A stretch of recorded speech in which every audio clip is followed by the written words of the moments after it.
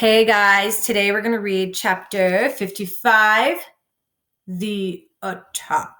Now, the last couple chapters were about the farm country and the mountains and all the different places that Roz kind of had to venture through and travel through. And now I fear she might be in some danger. So let's read about chapter 55. There's some, probably one of my favorite pieces of artwork in this. Illustrations in this book is on the next page. I'll show you. Chapter 55, The Attack. Wide mountain meadows made the robot nervous. While hiking through them, she felt exposed and easy to spot. Camouflage helped, but it was hard not to notice a walking clump of wildflowers, especially one accompanied by a goose. And it was in one of these wide meadows that trouble caught up with our friends. From the corner of her eye, Roz sensed movement. She turned, but only saw tall grass blowing in the breeze. Then a twig snapped. But the sound wasn't swallowed by a distant roll of thunder. But the sound was swallowed by a distant roll of thunder. It wasn't until the wind changed and a musky scent wafted by the robots, and she understood the danger.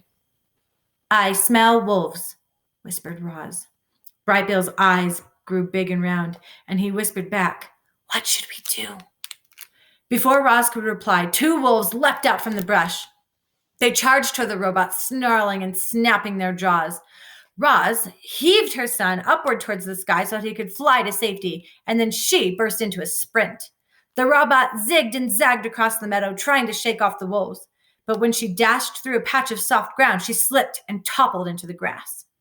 The wolves quickly surrounded their prey, heads low, ears drawn back, deep growls rumbling through their teeth. "Remember us, Roz," said the huge male with the scar. "Hello again, Shadow," said the robot, slowly getting to her feet. "And I believe your name is Barb?" "You have a good memory," said the female wolf. "Actually, I have a perfect memory," said the robot. "And yet you've forgotten your rifle." A toothy smile appeared on Shadow's face. "You aren't so tough without your rifle, are you?" Barb sniffed the breeze. "Where's your pet goose?" And then she saw Brightbill perched in a lone tree in the middle of the meadow. "He is not my pet," said Roz. "He is my son." Shadow chuckled. "We've heard stories about the robot mother and her son, the goose. They're very touching." He turned and barked. "Join us, Brightbill. We'd love to meet you up close." "Stay where you are, son," hollered Roz. "I will take care of them." "You'll take care of us," growled Shadow. "No, Barb and I will take care of you." The robot's computer brain hummed as it tried to make a plan. The wolves were stalking toward her. Any second now they would attack. Roz had to do something, anything, so she stalled. "Shadow, Barb, is it just the two of you?" Roz scanned the meadow and saw no other wolves. "Where is the rest of your pack?"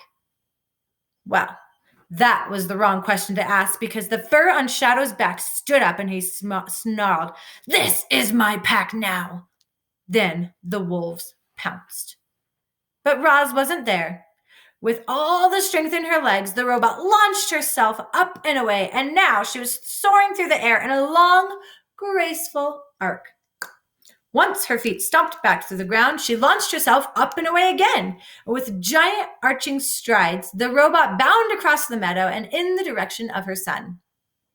At first, the wolves were baffled by the robot's strange escape, but they were expert hunters. They raced after her, studying her closely, watching where she landed, and when Roz made her final leap toward Brightbill's tree, a heavy paw knocked her off balance.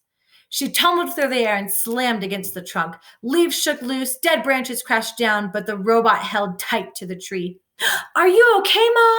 said the goose as he fluttered to his mother's side. "Just some light scrapes," said the robot, and she pulled herself back up to the sturdy branch.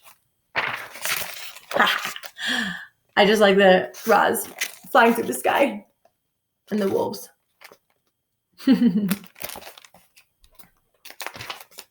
Below the tree, the wolves were howling with a laughter.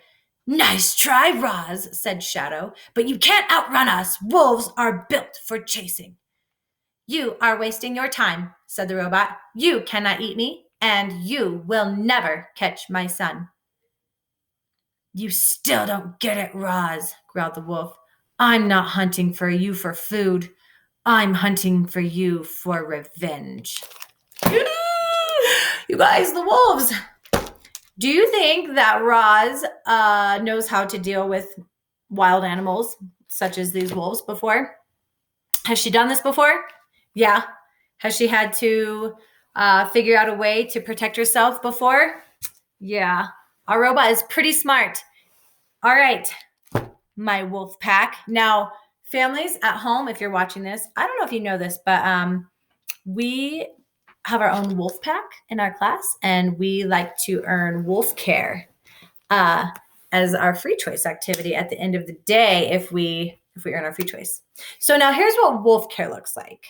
Wolf care is when my class turns into a pack of wolves, and I train them. And they're my little baby wolves, and they do whatever I say, and they're so cute. And they sit on your lap, and you pet them and love them, and you feed them goldfish, which is rotten fish, because that's what wolves eat. Or sometime if the wolf is really well behaved, they can walk with you up to the office to get a special treat, Swedish fish.